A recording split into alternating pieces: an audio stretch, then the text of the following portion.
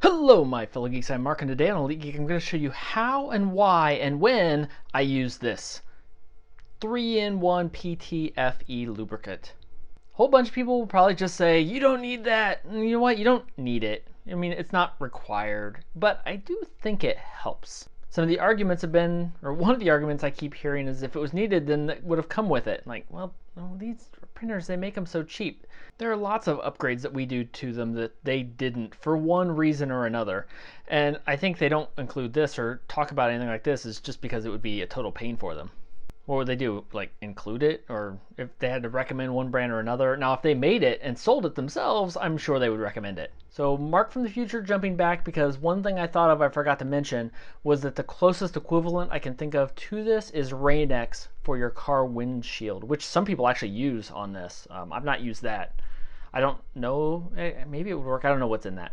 But the manufacturer doesn't include Rain-X, but it still helps your windshield diffuse the water and it pass over to the point that you don't even need windshield wipers. So that's very similar to this. Is it required? No. Do you need it? No. Does it help?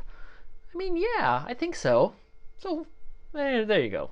It's Rain-X for your FEP. So this is the vat from my Photon Mono X. So one of the main times that I will use this is when something sticks to my vat. Now that didn't happen here, but if I have a failure, I will use this.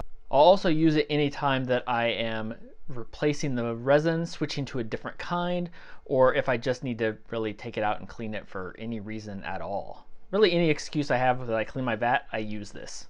Now here's an example that I originally tried to film for this video where the pieces got stuck. I had a failure. I was trying to remove them from the vat. You want to do so very carefully. Make sure you have gloves on when you do this. I make sure I use a microfiber rag on the bottom of the vat, so if I have anything on my gloves, I don't accidentally get the bottom of the vat dirty. And then I'll slowly push up and use my plastic spatula to remove the offending matter, make sure there's no damage to it, and then I'll thoroughly clean it. So that's where I'm going to come back here. I'm going to go to the thoroughly cleaning part. Now, a lot of people use paper towels with this. I think it's probably fine. It will shorten the life of your FEP, which is one of the reasons we use this in the first place, is to extend the life of the FEP. So paper towels will reduce that.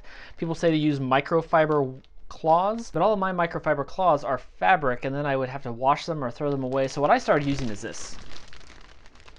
These are M wipes. They're disposable microfiber wipes, and I get 50 of them. They're 30 by 30 centimeters, just foot squares. What I do is I actually cut it into smaller squares because I don't want to waste a whole square for this. I'm using one of them to set this on now to make sure I don't introduce any contaminants to the bottom of my vat. I won't normally do this on my filming bench, but filming it in my bathroom where I print didn't work.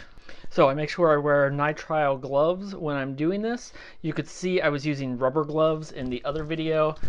These are what I use for when I'm cleaning my models. I like them to be longer. I don't like these gloves because they tear apart sometimes when I am removing supports and whatnot. These don't do that. I like these a lot. But for this kind of thing where I need to be able to feel better, I use the nitrile gloves. So in order to minimize how fast I use up those microfiber towels, I do use a paper towel to remove all of the contaminants and all of the extra resin that I can from the outside here. I don't want to waste those towels on that. And then I will use one of my corners. I basically have it all set up so I use one full sheet each time I do this. And these are pretty absorbent, which surprised me. I didn't think they were going to be, but they do a pretty good job. I'll use one here just to get everything out that I can. I'll fold it over, try and get it all out of the corners here. I've got a piece there that was stuck in there. I definitely want to get that out. All right, that's pretty good. Then I have a spray bottle here. I was able to pick this up at CVS, but you could just fill this with your IPA. This was the only IPA I could find for a while. I'll give it a good coat on there. I'll use another one. Normally I will do this with a mask. The IPA to me smells way, way worse than the resin. Whoo-wee. But I can't really film that way very well, so I'm going to sacrifice my health this one time for you guys. All right, so I've got the IPA on there. It feels pretty clean. Need a little bit more. So the idea of using these rags is it's not supposed to scratch the plastic, which is good. But I want to make sure I get this all clean. So now I basically used half of one of those sheets.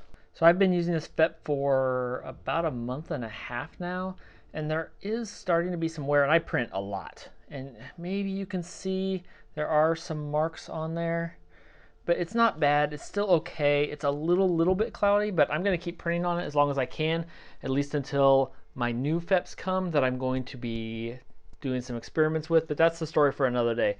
So now what I'll do is I'll leave this right here and let it dry for a while, 5-10 minutes. It's IPA, so it will dry really fast. I print with water washable resins, so if you are using water washable resins, you need to let it dry longer. If you don't use IPA to clean it out, you'll need to wait longer. So I'm going to let this sit for a while. I'm going to go do something else, and then I'll come back and we will work on applying this. Okay, so that was a while. So now I have 2 more sheets that I use, and these are quarters of that, so 6x6 squares of the microfiber, and I will reuse these over and over. So all I do is I fold this over and I take a little of this and I put it on here, and I'm applied pretty generously because this is cheap, and I will just move it around all over the screen. Now, one thing that will happen here sometimes is, I don't know if you can see that, it will start showing you places where there's resin stuck. A lot of times this will be places where previous models have stuck and you couldn't even get it quite all off with IPA. And I will actually take this and use it to buff that out a little bit until it looks the same as everything else. There's one, it's a little bit, I don't think you're going to be able to see it right there, just a little bit on the bottom light reflected in my window. And I'll work it in pretty good. Now, what exactly does that do? I don't know. I'm just showing you what I do. And it's been very successful. And this smells way better than IPA, I've got to say that. So I will get it all the way over here, make sure I have it very smoothly coated around. I have it worked all over, worked in just a little bit. Make sure everything looks clean now and reflective. There are dimples from all my prints. I have printed on this FEP a lot. Now I will just let it sit. I will let it sit for a minute or 2, which we'll do right now. Okay, so now I will take a clean sheet and I will just wipe over and try and get all the residue that hasn't been used on the FEP, whether, I am not a chemist here, whether it's been absorbed, I don't know. What I will say is it makes it nice and clear. If I look up through it now, it is much clearer. It's not totally clear. It's still a little cloudy just from the abuse I've given it, but it's clearer, and I can feel how slick it is now. There's no tackiness to it. There's no place where it sticks.